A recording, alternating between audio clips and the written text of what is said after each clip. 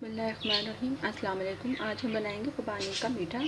ये मैंने 400 ग्राम सूखे खुबानी लिए, इसको मैंने धो के भिगा दिया है। इसको हम इतनी देर तक भिगाएंगे कि इसके अंदर से हम बीज आराम से निकाल लें। इसके अलावा 1 कप चीनी है मेरे पास और ये बादाम है 10-12 जो हमें खुबानी के लिए चाहिए होंगे। देखिए इस तरह से हम आराम से बीज निकाल देंगे। बीज निकाल के इसमें रख देंगे और इसको इसमें डाल देंगे। इस तरह सब कर लेंगे। ये देखिए हमने खुबानी के सारे बीज निकाल के रखी हैं। अब हम इसको चढ़ा देंगे। एक बर्तन अपने चूल्हे पे रखेंगे। बर्तन में हम अपने खुबानी को डालेंगे।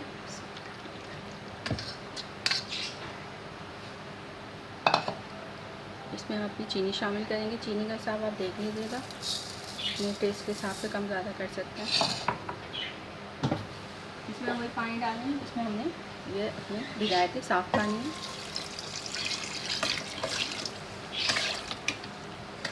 और इसको इतना जला लेंगे कि हम आराम से उसको मैश कर सकें। हल्की आंच पे रख देंगे चढ़ा के। पका दूध हमने लिया खुबानी के मीठे के लिए 1 लीटर मेरे पास दूध है। आधा कप मेरे पास चीनी है। 1 कप मेरे पास ये फ्रेश क्रीम है। कस्टर्ड हमें चाहिए होगा 6-7 टेबल स्पून। थोड़ा सा हमें गाढ़ा करना होगा। वनीला एसेंस हमें चाहिए होगा जलपत्री।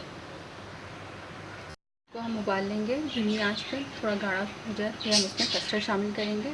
ठंडा कस्टर्ड को पहले हम ठंडे दूध में घोलेंगे और फिर इसमें शामिल करेंगे। ये हमने आधा कप ठंडा दूध लिया, इसमें हम अपने ये कस्टर्ड शामिल कर देंगे। कस्टर्ड हम ना बहुत गाढ़ा बनाएंगे ना बहुत पतला, इतना रखेंगे कि हमारे जो खुबानी है उसके अंदर आराम से सेट हो जाए। देखिए दूध में हमने अपना कस्टर्ड खोल लिया। दूध हमारा बॉयल हो चुका है। इसमें अपनी चीनी मिलाएंगे। चीनी अपने जायके के हिसाब से आप शामिल कीजिएगा, या तो आप टेस्ट कर लें। अगर बहुत मीठा है तो टेस्ट के हिसाब से डालिएगा, बहुत ज़्यादा मीठा ना हो। मैं आधा कप डाल लूँ। चीनी डिज़ोल्व हो जाएगी तो फिर हम इसमें कस्टर्ड मिला देंगे। चीनी हमारी डिज़ोल्व हो गई, हल हो गई। इसके अंदर हम अपना कस्टर्ड शामिल करेंगे आहिस्ता आहिस्ता से। इसमें आँच अपनी हल्की कर दें। इसको चमचा चलाते रहें कि ये नीचे चिपक ना जाए। देखते रहेंगे कितना हमें चाहिए गाढ़ा।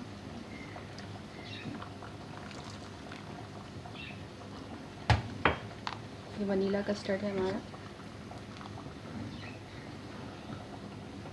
देखिए इतना गाढ़ा हो गया है हमारा। अब इससे ज़्यादा हम नहीं करेंगे, इसलिए कि अभी ये ठंडा होगा तो ये और जमेगा। चूल्हा बंद कर देंगे हम और इसको चूल्हे पर से हटा देंगे। 2 कतरे हम अपनी वनीला एसेंस के इसमें शामिल करेंगे।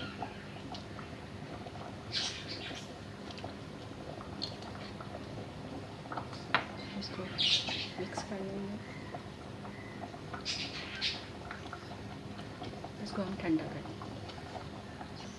देखें इसको पकते हुए हमारे 15 मिनट हो गए। चीनी हमारी बहुत अच्छे से घुल गई है इसके अंदर और ये बहुत नरम हो गए। इसको हम अगर चाहें तो आप ऐसे ही पीस लें या फिर आप ग्राइंडर में चला के पीसेंगे। ये देखें कितने नरम हो गए हैं। देखें किस तरह से खट किस तरह से पकना जब शुरू हो जाए, इसमें बबल्स आना शुरू हो जाए तो बस इस तरह से आप चूल्हा बंद कर देंगे। इसको ठंडा करेंगे और इसको पीस लेंगे।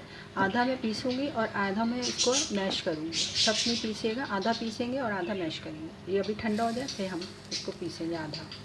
ये देखें ये वो है जो हमने मैश किया है इसको, आलू खुबानी को, और ये हमने पीसा है। ये देखें इस तरह से 2 अलग अलग कर लिया मैंने। और ये हमारा कस्टर्ड है, ये भी अब ठंडे पे है, ठंडा हो जाए। ये तीनों चीज़ों को हम ठंडा करेंगे। ये जो हमने मैश किया था इसको हम पिसे हुए मिला देंगे।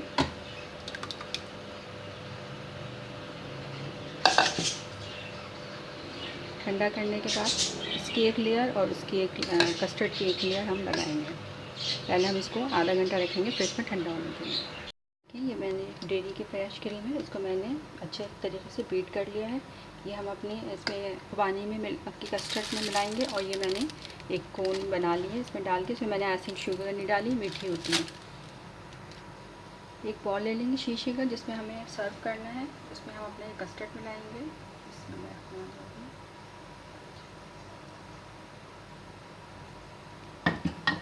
सा कस्टर्ड डालेंगे। इसके ऊपर हम अपनी क्रीम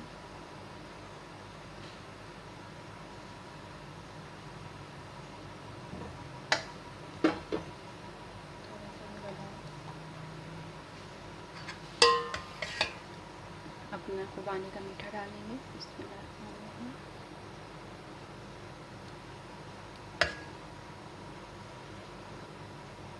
इसी तरह से लेयर बनाते जाएंगे हम।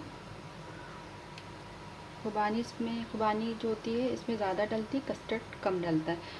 कस्टर्ड में जो मिठास होती है थोड़ी कम होती है, और खुबानी में जो हम मीठा डालते हैं थोड़ा ज़्यादा डालते हैं।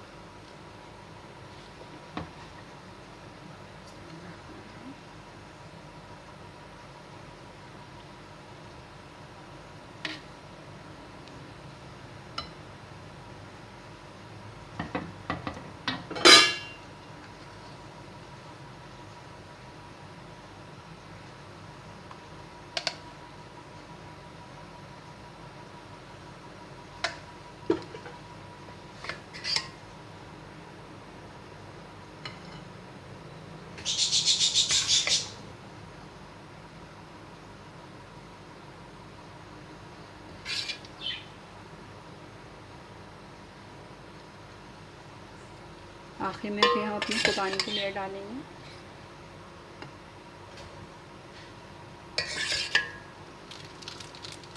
इस तरह से गोल से हम फ्लावर बना देंगे। तो इसी भी तरह से आप डेकोरेशन कर सकते हैं। इसकी कोई ज़रूरी नहीं है फ्लावर ही बनाए, कुछ भी बना सकते हैं, खूबसूरती आ जाती है।